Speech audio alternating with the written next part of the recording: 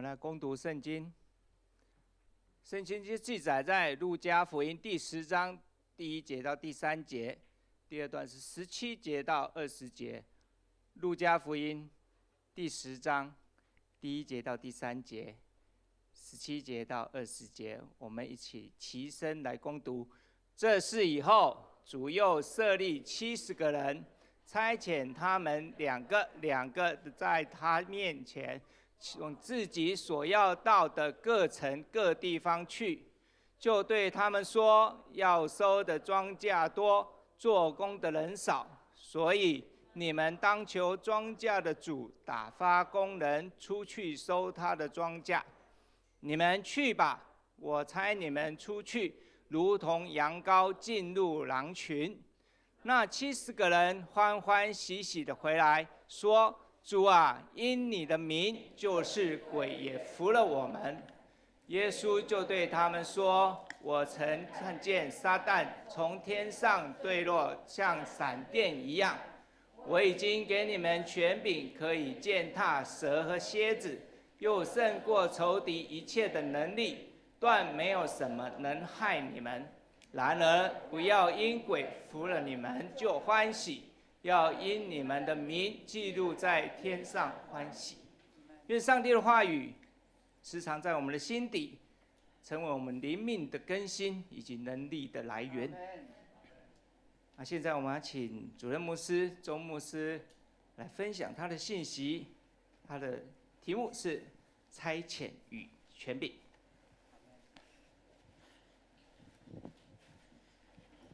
亲爱的弟兄姐妹，大家平安。感谢主，让我们可以聚集在这里，在这么冷的天气当中，神保守我们每个人能够来到这里。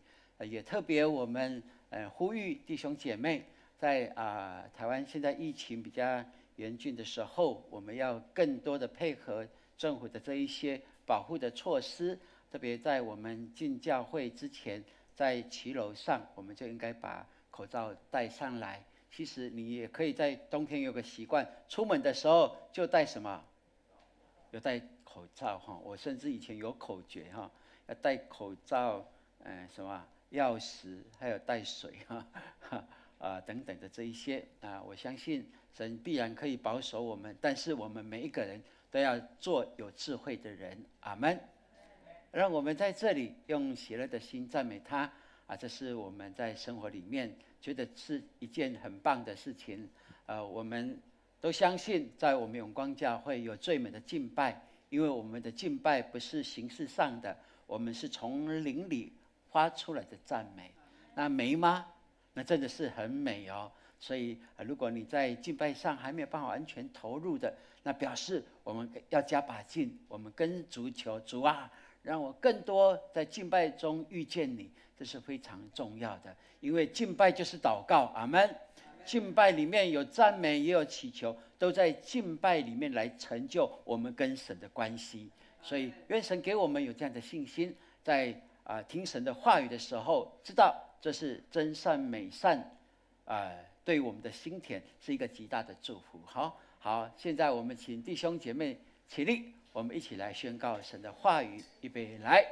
上帝启示的圣经是我生命的保障，能力的源头，选择的根据。现在我要领受真理，我用信心宣告，我的心门敞开，灵魂苏醒，我必力上加力，恩上加恩，奉主耶稣的名。阿们。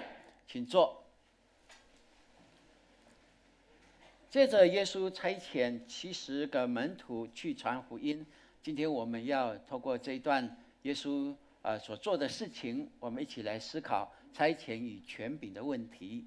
那话说有一天王太太她接到老师打电话来，因为她的儿子是国小4年级大明在读4年级。那老师打电话给妈妈，一定不是好事，就是这是值得努力的事不一定是坏事然后老师说：哎，王太太，恭喜你呀，你孩子好厉害呀！哇，我们校长在全校当中表扬他呢，而且全体的老师都很肯定他的作为哦。妈妈说什么事情呢？他发生什么事情？说你不知道吗？在这次的校外活动里面啊，你的儿子啊救了他的同学，从水里把他救起来哦。哇，英勇的事情哇，全校的人都为他欢欣鼓舞的哦。妈妈就说谢谢。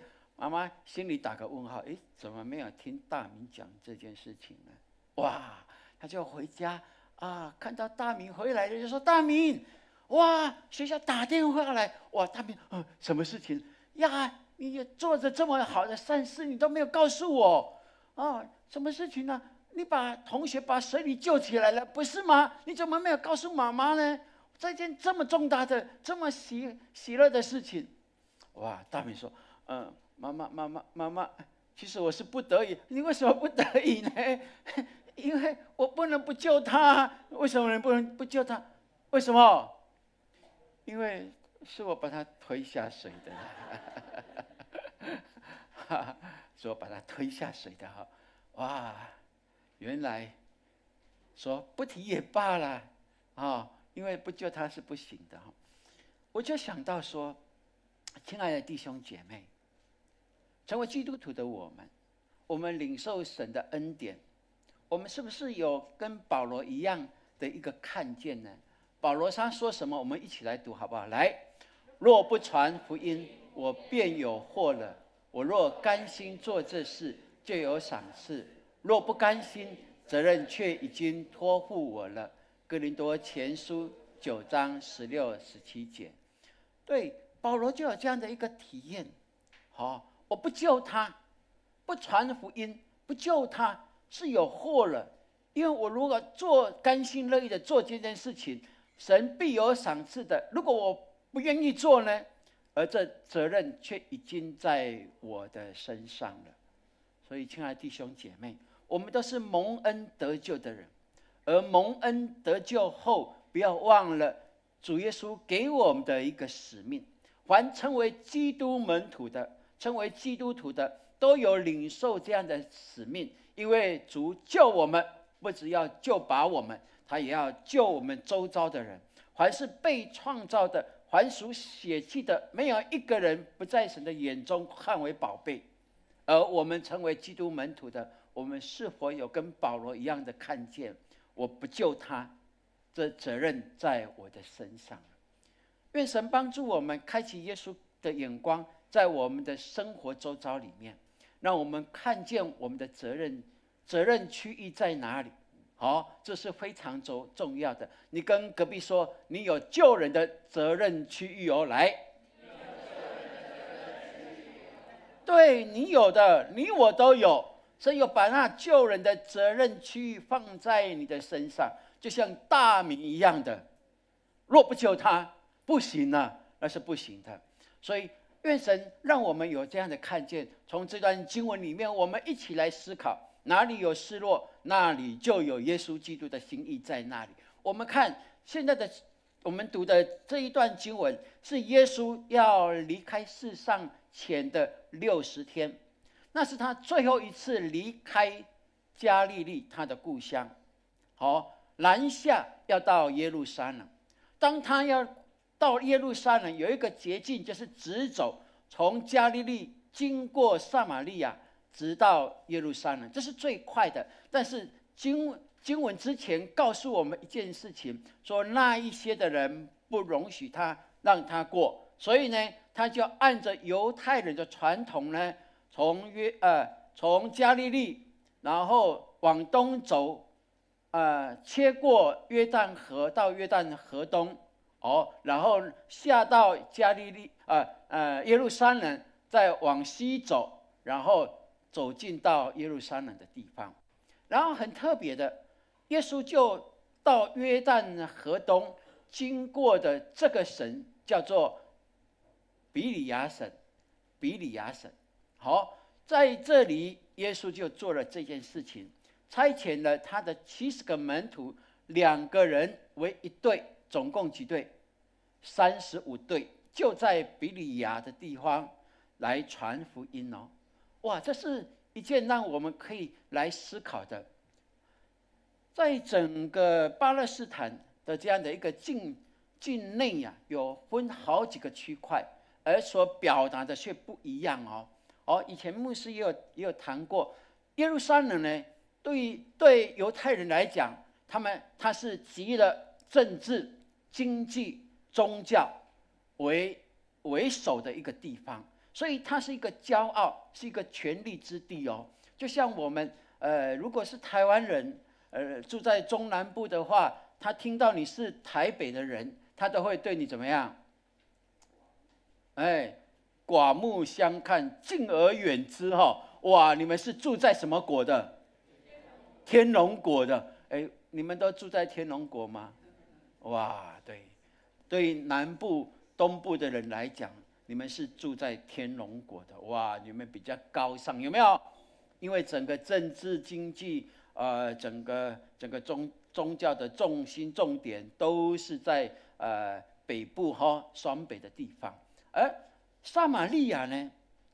撒玛利亚因为有外来的侵略，以至于呢，他们这些撒玛利亚人、这些犹太人就跟外国人，所谓的外邦人通婚，所以这件事情对其他的犹太人来讲，撒玛利亚已经被玷污了，已经不是纯正的正统的，所以对他们来讲，那是污秽之地。他们不愿意进到撒玛利亚的境界，即便必须要进去，出来也要怎么样？把他们的鞋底所有的尘土都要剁掉，跟他们做一个怎么样切割？因为我们是分别为圣的，你们是分别为恶的、污秽的，就是这么的严重哦。所以撒玛利亚人来到犹太人的境界啊，他们都会跟他有所距离的，也不跟他们一同吃饭。餐厅里面啊，可能外面就特别写的就有这样的情况哦。而加利利呢？加利利在圣经里面，犹太人怎么形容这加利利？形容是外邦的加利利。那加利利在哪里就是耶路撒冷，然后中间就是撒玛利亚，上面就是加利利他们觉得那是很边缘的地方，那是被藐视的、被轻看的一个之地而比利亚呢？比利亚在约旦河东啊。为什么它会成为被忽略之地呢？因为犹太人不得已的时候才会经过那个地方就像如果有一些我如果记得没有错，以前台北开捷运的时候，天母就说我们不要捷运，对不对？天母区说我们不要捷运，会来很扰乱的，对不对？我们要保守我们的尊贵，有没有？因为天母都是怎么样豪宅，对不对？对啊，后来天母没有捷运啊，对不对？那对于他们整个的经济呢，有带来那个吗？也不一定没有嘛但是有一些人也想说高铁经过我们站，但是如果那个地方没有设站的话，我们是怎么我们一点利益也没有，对不对？对，就像这样的一个感觉。所以比利亚对犹太人来讲，那只是经过而已，所以是一个被忽略的地方。而谈到这个不同的4个点，让我们来思考，在这样的一个耶稣最后在世上6个月，而也是最后一次来到比利亚的地方，他竟然运用了最有组织的模式在整个圣经耶稣的教宗里面，从来没有像这么积极的模式在进行传福音的工作。他差遣了70个人，35队，在那一地带把福音传给别人。所以这值得让我们看，就是在别人来看，那是一个被忽略之地，是不值得一提的，也可能连提都不提的，也不知道的。然而在耶稣的眼中是非常的重视这一些。我就想到福音在150多年前来到台湾，岂不是这样吗？福音传道的美道之处，不是给那些权贵的人来领受，都是从最平民、贫穷的地方来传扬。因为哪里有不足，那里就需要福音。阿们。这是我们可以看见的哈。所以福音的荒地，就是更需要福音。我们觉得这个不可能啊，这个不需要。但是当我们有这样想法的时候，这绝对不是从神而来的。那为什么要办这么大的一个福音行动呢？耶稣就告诉我们，因为他看见要收的庄稼多，做工的人少。那什么是庄稼呢？耶稣到底在讲的是什么庄稼呢？原来在整个新约福音书里面，我们看见耶稣用了3次收割庄稼的比喻，而这3次很特别哦。刚才我们读了这一段经文，牧师有说了，它的地点是在一个被忽略之地，对不对？比利亚约旦河东的这个省哦。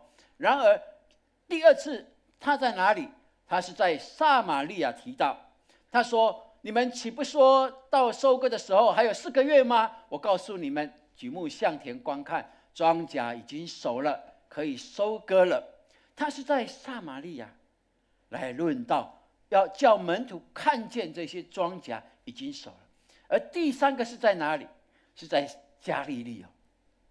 他在加利利的时候跟门徒说，他看见许多的人，就怜悯他们，因为他们困苦流离，如同羊没有羊群一样。于是他就对门徒说，要收的庄稼多，做工的人少呀。很特别，从这里我们就看见主耶稣所看见的，就是这一些被藐视、困苦流离，这一些被忽略的人群。然后他就跟门徒说，这些都是待收的庄稼。亲爱的弟兄姐妹，在你的生命的范围当中，有不同的区块。也许你有一些的区块是贫瘠的，是被人所忽略的，被家长、被父母、被老师所忽略的，有的甚至是被你自己所忽略的。但是你不要气馁，因为我们的主从不忽略。阿们。也许你说我就是这么笨，那个分数对我来讲，就是如果用那个分数来比的话，我是前几名的。分数来比就是36分，我就是30。但是比多的话，我就总是排在最后的。也许你觉得那是你所不足的，你所缺乏的。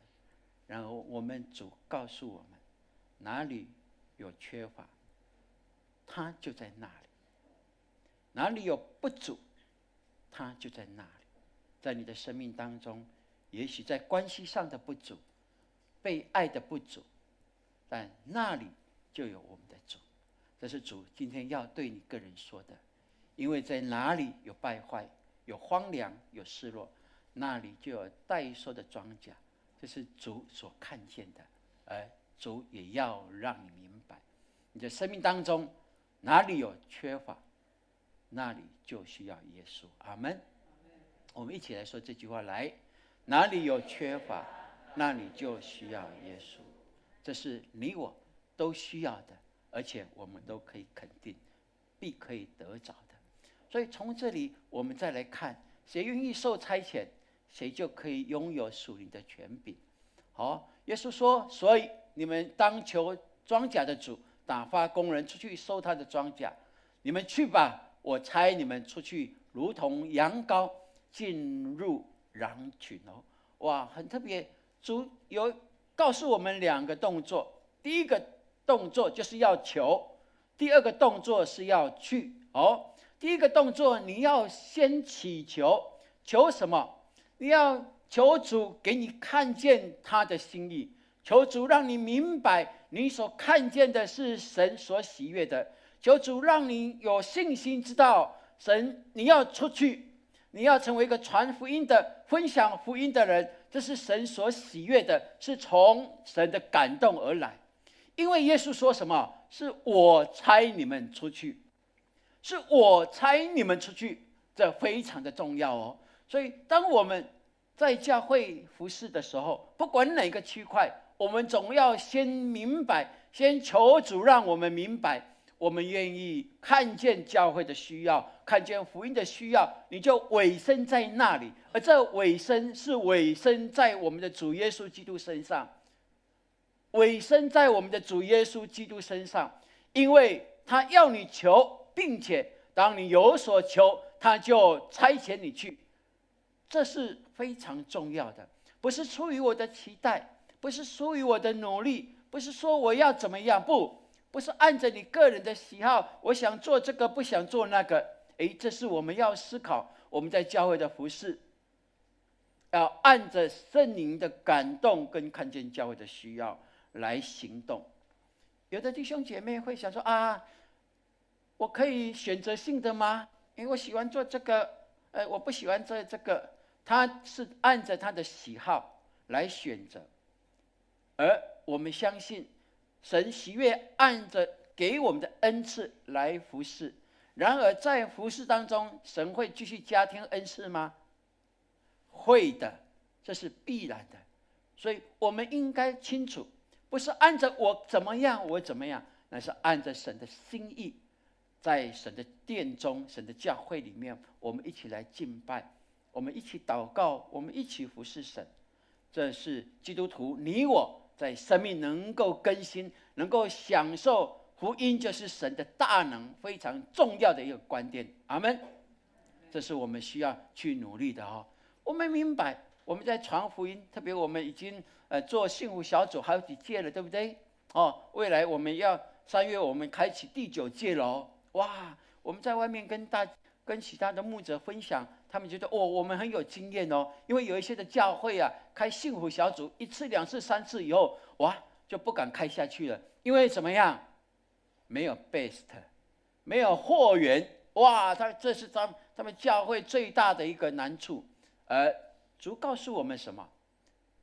说我们传福音，他形容我们如同羊羔进入狼群不是如同羊羔进入看见一只狼里面是狼群亲爱的弟兄姐妹，让我们明白，主耶稣如此说，是要告诉我们清楚一件事情：我们要成为主的羊。然而当我们明白我们是主的羊，领受神的恩典、主的能力以后，我们就要进入到狼群里面。在狼群里面，在这个社会的价值观里面，有很多对我们的挑战，很多不为神所喜悦的，很多都会被别人说人家都这样，为什么基督徒就不能这样？有很多社会的价值观会影响左右我们。然而我们要像善良的纯洁的羔羊一样，要持守我们这圣洁的心、圣洁的身体。我们要保守我们的心怀意念，要日日更新在神的里面，如此我们才能够做美好的见证。若不然的话，天下乌鸦一般黑，那成为圣洁的雪白的鸽子的我们，怎么样能够说我们是属基督的呢？所以我们要清楚，我们是主的羊，我们要明白，我们受差遣，这是必然的。因为哪里有黑暗，哪里就需要光，而光一来，黑暗就离开，这是我们所深信的。最后我们看这些门徒被差遣出去做神的主的工以后回来，他们非常高兴他们说：“主啊，因你的名，就是鬼也服了我们哇，你看我们这样可以赶鬼，可以有神迹奇事在我们的身上，你看哇，真的很棒我们就看见很棒的，主所应许的就在他们的身上彰显。因为不是靠门徒他们自己的经验、自己的能力可以叫鬼服于他们，而乃是奉主的名，因为他们是被主所差遣的，主的权柄能力就与他们同在。这是我们所看见的一个极美的结果。如果我们有深信，我们有这等能力，好不好？求神就帮助我们，感动我们，有时候我们必须要离开基督徒的圈圈，我们要更多的冒险的去认识一些福音的朋友，这是我们可以做的。我们教会之所以继续可以开幸福小组，乃是因为有许许多多的同工弟兄姐妹，就按着主的心意这样在做，用他们尽可能的方式看见人的需要，用耶稣的眼光来看待他周遭的人，他们内心的渴望，那对爱对物质的期待的那无底洞，我们就知道唯有耶稣基督能够满足他们。他们的生命当中有更重要的是被磨灭的，是被忽略的，是被轻看的，甚至是被污秽的，而神要在他们的生命当中重燃他们的信心，而这工作与主同工的工作就在你我的身上。所以弟兄姐妹，为了传福音，我们要多结交朋友。阿们。你跟隔壁说，为了传福音，你要有更多的朋友来。牧师这几天在南部跟中部连续的开会，我就被几位牧者非常的感动。这些都是这来见证的都是大型的教会，2000人以上的教会的牧者，他们现在还有这样的感动，说神感动我们。那个关系的建造怎么建造？原来是要我主动出去，不是我坐在办公室，坐在教会里面叫人来找我。我要分享资源给别人，我要主动去看到他们的需要。很特别他就真的花了时间到偏乡去看那个教会需要资源，他们其实可以来申请，对不对？但是牧者被主所感动，要亲眼看见他们的需要，花时间在他们的身上。亲爱的弟兄姐妹，这是我们在做的，我相信我们可以做得更棒。阿们。我们可以更乐意把时间，因为对基督徒来讲，时间是什么？时间是什么？不要告诉我是金钱这绝对不是教会牧师教你的时间就是生命，生命重不重要？对，如果你爱一个人，你要跟他关系好，你爱你家里的人，不是给钱，而是要给时间，对不对？给时间，那才是最重要的。好，那就求神帮助我们。那我们乐意，因为现在的人都是同样一个字，很忙，对不对？忙。对，如果你乐意为朋友给一些时间，我相信他们会感动的。所以今天主依然在呼召我们，他要告诉你，要说的庄稼多，做工的人少。他向你呼召，你的回应是什么？然而服侍的人，主耶稣清楚的告诉我们，在服侍当中有一个挑战。主说，然而不要因鬼服了你们就欢喜，要因你们的名记录在天上欢喜。当我们服侍神的时候，我们看见有神迹奇事来，好喜乐好棒你看我们所做的多棒啊！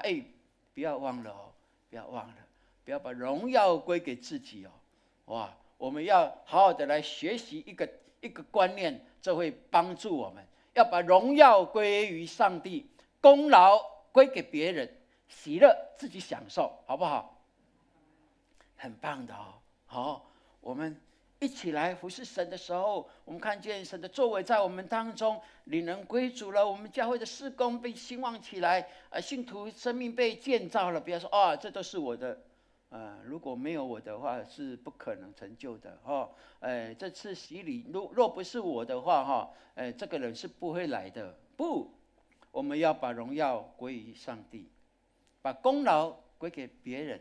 我们这次洗礼有3个，是因为怎么样？那个人带那个人来，这个人预备了食物，大家都奉献，而且是大家一起祷告成就的。我们把荣耀归给神，功劳归给谁？给我们的同工。喜乐呢，你可以自己享受咯，因为喜乐别人夺不去，对不对？也不要太喜乐给别人看，人家觉得说你就是自己在享受那个功劳嘛，对不对？你有业绩有没有？有的人对我们幸福小组、对教会做幸福小组领人归主，把这样放在社会的世俗化的观念里面。你们教会是要做业绩吗？教会需要业绩吗？牧师，你在做业绩吗？不，我不是在做业绩，而是我们教会一起在做业绩，好不好？是我们一起来，因为得救的人天天加给他们，这是初代教会神的应许跟看见，神的祝福。那我们也盼望我们永光教会得救的人天天加给我们，阿们。这是我们可以领受的，因为我们装备好，就是为了要知道懂得怎么祈求，然后等待着主的差遣，那我们就可以成就神的美意、神的祝福、神的圣工在我们当中。所以保罗如此告诉我们，让我们也可以看见这非常重要的观念。我们一起来读，来，弟兄们，我不是以为自己已经得着了，我只有一件事，就是忘记背后，努力面前的，向着标杆直跑，得神在基督耶稣里。腓立比书3章13、14节，阿们。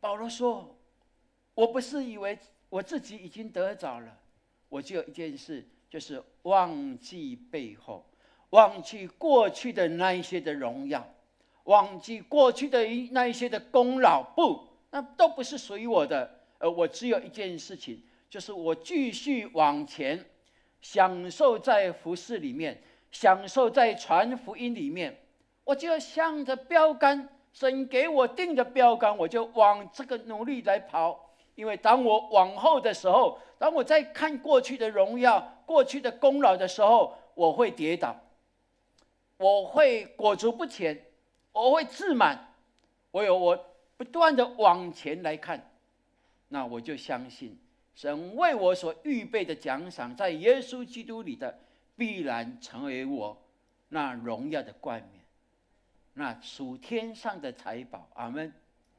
我们教会也应该有这样的看见，我们的永光教会，你要相信神给我们量给我们的这世代这阶段不只是这样，对不对？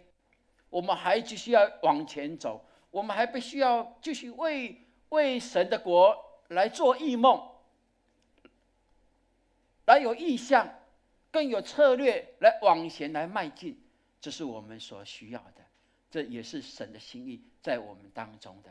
所以我们一起来说，喜乐的来服事，荣耀归于神，功劳归给人。来，喜乐来服事，荣耀归于神，功劳归给人。阿们。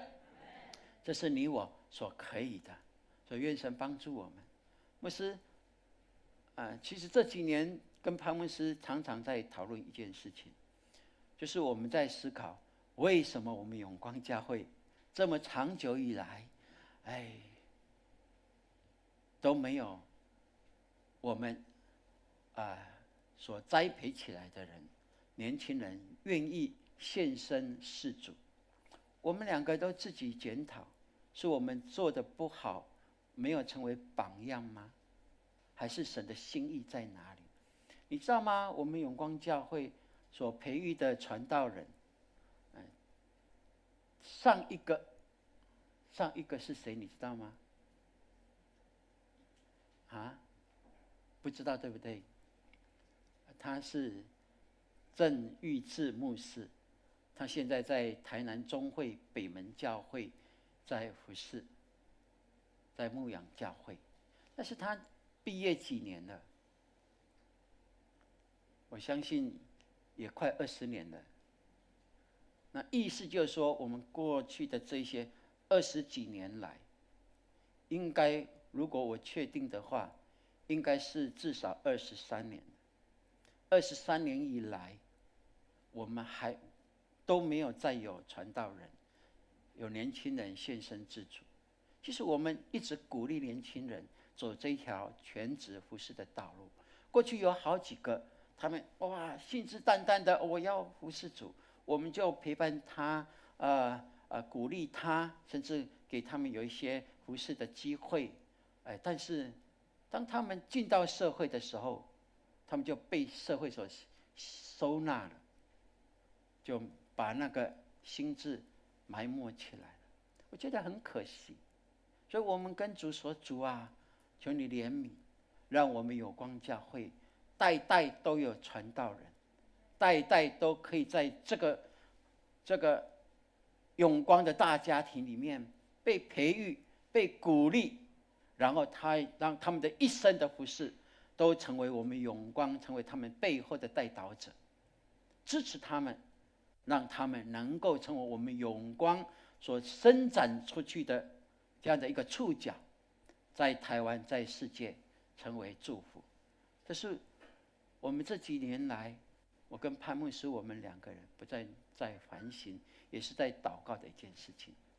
所以求神帮助我们，我们有这一些的培育的装备，我们有传福音的这样的一个策略，就是要不断的训练我们弟兄姐妹，让我们在教会成为榜样来做。也许你一把年纪没办法说，牧师啊，我要进去神学院，可能超过60岁，神学院也说你慢来啊但是你可以做一个榜样，你可以做一个祝福在永光教会，让年轻人鼓励他们能够看见神国度的荣耀。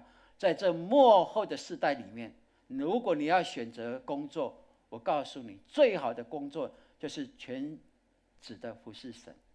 阿们。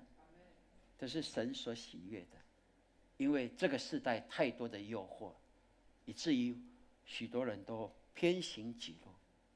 耶稣流着眼泪说，要收的庄稼多，工人很少。那我们永光教会求神帮助我们，让我们看见这等的需要，好不好？现在牧师邀请大家起立，我们期待我们要有3个人为一组最好是同性别，我们要在一起。今天我们依然的每一个人都要开口轮流带领你的另外2个人来祷告。那祷告的目的是什么呢？今天我们为我们永光教会来祷告，求主把那互信的火点燃我们，求神让我们每一个人对传福音都有热情，求主让我们每一个人都敢开口来祷告。也许你是基督徒当很久了，你从来没有带领别人祷告过，但是你要操练。过去我们所说的我们同声祷告，也许当我们说要大声祷告的时候，其实你都默默的在念而已，你不敢祷告出来。然后基督徒，这是祷告权柄从神来的，我们要好好的操练，好不好？从永光教会出去的2件事情一定都很棒的，很厉害的，就是很会敬拜，很会祷告，还加一件事情，很会传福音。阿们。很会敬拜，很会祷告，很会传福音。你跟隔壁说，这3样我都要来。阿们，好不好？我们就3个人轮流来祷告哦。3个人哦，也在旁边，也可以在走廊，也可以，你们就站得方便。3个人一组，为永光教会的复兴来祷告。今天就为这件事情轮流的带领祷告哦。我们给3分钟，我们请轮流的来带祷告。我们尽量是3个人为一组。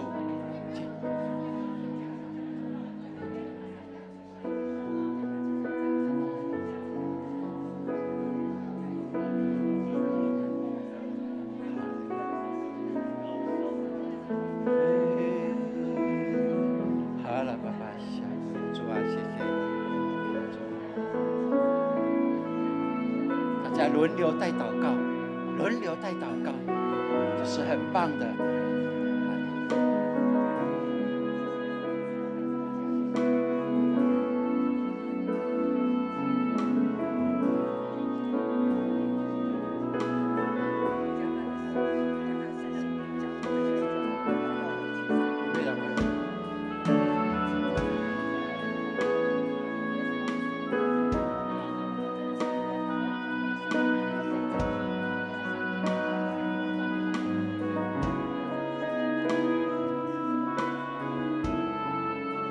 有1分钟哦，要轮流祷告，每个人都有开口道。我们还有1分钟。